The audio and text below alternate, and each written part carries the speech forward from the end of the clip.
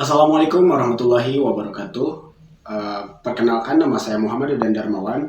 Saya adalah salah satu mahasiswa dari UIN Sunan Gunung Jati Bandung, Fakultas Dakwah dan Komunikasi, jurusan atau Prodi Ilmu Komunikasi Jurnalistik. Pada kesempatan kali ini, saya akan menjelaskan 3 teori komunikasi yang memang berhubungan dengan mata kuliah teori komunikasi 2. Hal ini dimaksudkan untuk memenuhi tugas ujian akhir semester. Langsung saja, teori yang pertama yang saya akan jelaskan adalah teori kultivasi.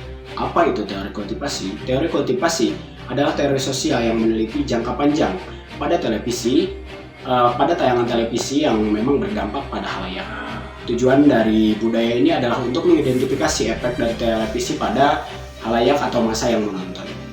Teori ini biasa digunakan pada sebuah penelitian seperti halnya jurnal atau karya tulis yang lain.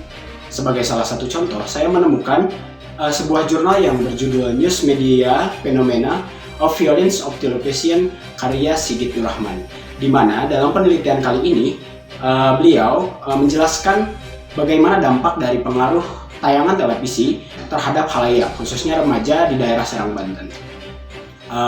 Kita ketahui bahwa banyaknya tayangan televisi yang menayangkan tayangan kekerasan seperti pada adegan sinetron, pada adegan iklan ataupun apapun itu yang berhubungan dengan audiovisual memberikan dampak jangka panjang. Hal ini disebabkan karena khalayak yang menonton tidak semuanya cukup umur atau cenderung lebih menerima secara langsung dengan apa yang ditayangkan, sehingga mereka percaya bahwa apa yang diterangkan oleh televisi yang berupa adegan kekerasan tersebut adalah menjadi sebuah contoh yang membudaya, khususnya di kalangan remaja dan anak-anak. Dan itu sangat berdampak sekali pada pengaruh psikis dari masyarakat atau khususnya remaja dan anak-anak. Kekuatan efek televisi ini sangat kuat sekali karena memang hal tadi disebutkan sangat berpengaruh. Pada penelitian kali ini, metode yang penelitian kultivasi ini merupakan analisis menggunakan metode penelitian kultivasi yang memang merupakan analisis yang mudah yang dimulai dari sistem pesan untuk mengidentifikasi pola-pola permanen, kesinambungan, overracing, dan dari konten-konten televisi. Pembagian dari live viewers, heavy viewers yang diukur juga atas intensitas waktu responden dalam menonton acara televisi. Penelitian ini menggunakan teori kultivasi yang memiliki efek jangka panjang yang berdampak pada khalayak, khususnya remaja dan anak-anak tadi.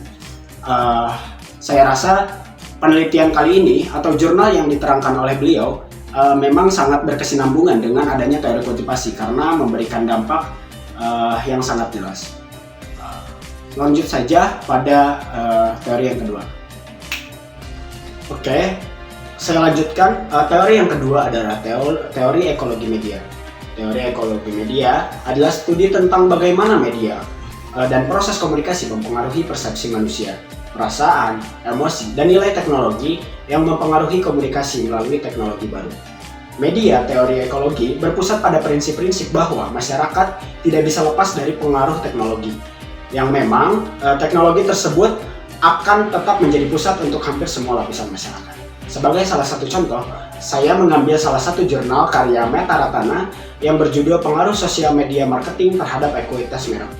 Penelitian ini membahas mengenai pengaruh sosial media terhadap marketing ekuitas merek yang mana dapat membantu sebuah perusahaan dalam mengembangkan atau mempromosikan suatu usahanya melalui media sosial. Kita ketahui dalam penelitian ini sebuah program kuliner yang bertajuk Kulinera yang diunggah di sosial media dengan mudahnya dapat berkembang pesat gitu atas akibat dari dampak pengembangan dari sosial media, yang dimana hal itu bertujuan untuk menguatkan branding produk yang sangat erat kaitannya dengan kuliner. Pendekatan penelitian yang digunakan dalam pendekatan penelitian atau metode yang digunakan dalam penelitian ini adalah penelitian kuantitatif. Jenis penelitian kuantitatif yang digunakan pada penelitian ini adalah penelitian asosiatif kausalitas. Penelitian ini memang saya rasa sangat berhubungan dengan teori ekologi media karena memang sebagai salah satu bukti bagaimana brand Kulinera dapat berkembang pesat dan dapat menambah daya tarik masyarakat sebagai pemancing melalui media sosial. Oke, yang selanjutnya teori yang ketiga adalah teori komunikasi organisasi. Teori komunikasi organisasi adalah sebuah proses penciptaan serta saling menukar pesan dalam satu jaringan hubungan yang bergantung satu sama lain untuk mengatasi lingkungan yang tidak pasti atau lingkungan yang berubah-ubah. Selain itu, teori komunikasi organisasi mengatur bagaimana cara untuk berkomunikasi secara benar dalam kelancaran sebuah organisasi untuk mencapai sebuah tujuan. Sebagai salah satu contoh, saya mengambil salah satu jurnal karya Krishna Mulawarman, MSN, dan Yeni Rosilawati, MM, yang berjudul Komunikasi Organisasi pada Dinas Perizinan Kota Yogyakarta untuk meningkatkan pelayanan. Hasil dari penelitian ini adalah kita bisa mengetahui bagaimana Dinas Perizinan Kota Yogyakarta mengoptimalkan komunikasi ke bawah, downward communication, dan komunikasi ke atas, upward, atau yang disebut dengan upward communication, serta komunikasi horizontal dan vertikal. Upaya yang dilakukan secara rutin, misalnya melakukan meeting, pertemuan rutin untuk pertukaran sebuah informasi yang didasarkan pada koordinasi dan controlling. Kita ketahui komunikasi ini berhubungan dengan adanya manajemen komunikasi yang memang mulai dari informasi bagaimana melakukan pekerjaan, dasar yang didukung oleh dasar pemikiran untuk melakukan pekerjaan, hingga mengembangkan rasa memiliki tugas. Penyampaian informasi memerlukan tindakan seluruh pegawai. Hal ini dimaksudkan untuk mengontrol atau memanage suatu komunikasi pada teori komunikasi organisasi. Dinas Perizinan Kota Yogyakarta mengoptimalkan komunikasi informal secara seimbang dengan komunikasi formal. Kita ketahui pada dunia kerja yang dilakukan oleh Dinas Yogyakarta adalah tidak menyeimbangkan, tidak terfokus pada komunikasi formal saja dalam bentuk organisasi, namun juga lebih mengoptimalkan pada komunikasi yang memang informal, dan itu di luar dari forum. Hal ini dimaksudkan untuk kerjasama antar kedua forum, antar organisasi untuk mencapai tujuannya masing-masing. Metode penelitian yang digunakan pada teori komunikasi ini adalah metode deskripsi, yaitu penelitian yang membuat gambaran secara sistematis, faktual, dan akurat mengenai fakta-fakta sifat-sifat dari rekan-rekan kerja yang memang berhubungan dengan tujuan dari organisasi. Yang kedua adalah teori kuantitatif yang memang dikhususkan pada adanya hipotesis, menganalisis, dan intersubjektif. Yang terakhir adalah kualitatif yang memang berfokus pada kualitas komunikasi tersebut pada Dinas Yogyakarta yang memang dikhususkan pada yang berhubungan dengan kemajuan dari adanya Dinas Pariwisata Yogyakarta tersebut. Sebagai salah satu contoh, Dinas Yogyakarta mendapat beberapa kali keuntungan atau penghargaan yang memang didorong dari kemajuan adanya organisasi tersebut yang dinilai dari teori komunikasi organisasi.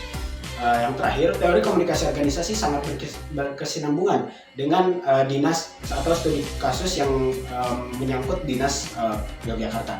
Hal ini terlihat pada adanya komunikasi organisasi, baik itu dari komunikasi ke atas dan ke bawah, atau secara horizontal dan vertikal yang memang mendukung adanya penerapan dari teori komunikasi ini. Mungkin sekian dari saya, kurang lebihnya mohon maaf juga bila ada kesalahan kata atau kekurangan dalam berperibahasa. Sekian dari saya, wassalamualaikum warahmatullahi wabarakatuh.